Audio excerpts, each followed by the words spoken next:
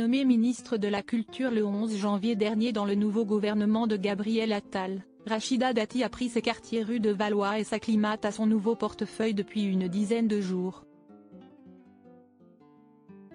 Dans ses cartons, l'édile du 7e arrondissement a embarqué un post-it signé de la main de sa fille Sora, née le 2 janvier 2009, comme elle l'a elle-même dévoilé dans les colonnes de Paris Match ce jeudi 18 janvier.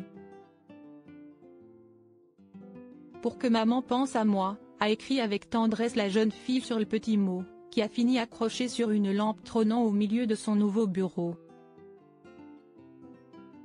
Très proche de sa fille, l'ancienne garde des Sceaux a profité de cet entretien pour faire quelques révélations au sujet de l'adolescente âgée de 15 ans, notamment sur ses préférences pour les séries télévisées. Ma fille Sora adore Joséphine, Ange Gardien et Capitaine Marlowe.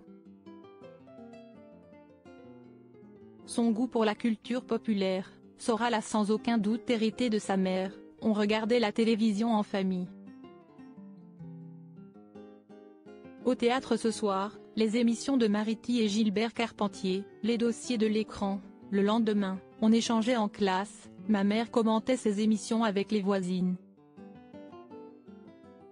C'était une imprégnation de la culture française, a noté Rachida Dati auprès de nos confrères, alors qu'elle évoquait sa propre enfance auprès de ses parents Mbarek Dati, d'origine marocaine, mort en 2017, et Fatima Sora, née en Algérie, décédée en 2001. Maman adorait Joe Dassin, Aznavour. Elle a pleuré quand Claude François est mort. Lorsque mon père partait au travail, il arrivait à ma mère de laisser tomber ses cheveux pour imiter Dalida. Mon père adorait Édith Piaf. Non, je ne regrette rien était sa chanson préférée, a ajouté la femme politique de 58 ans. Supérieure à Rachida Dati, retour sur ses 15 ans de vie politique. Sora, victime de harcèlement scolaire. Être la fille d'une femme politique très connue, ce n'est pas tous les jours facile.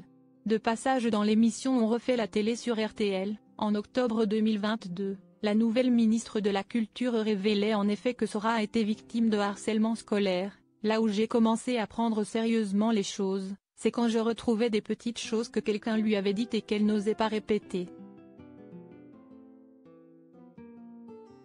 Elle disait, mais maman, je ne veux pas te le dire, je ne veux pas te faire de peine et je veux te protéger. L'adolescente a en effet mal vécu la notoriété de sa mère, d'autant plus que mère et fille ont été menacées de mort à plusieurs reprises. J'ai eu des moments très difficiles où tous les mois, pour ne pas dire toutes les semaines, on était à l'hôpital.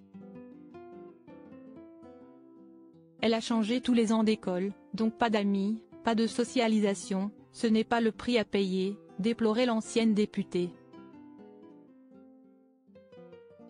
Mimi Mati et Corinne Massiero auront au moins mis un peu de baume au cœur à la jeune fille.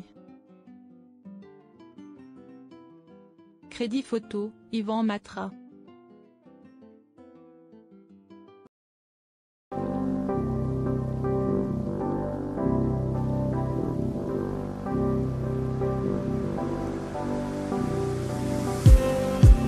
Just need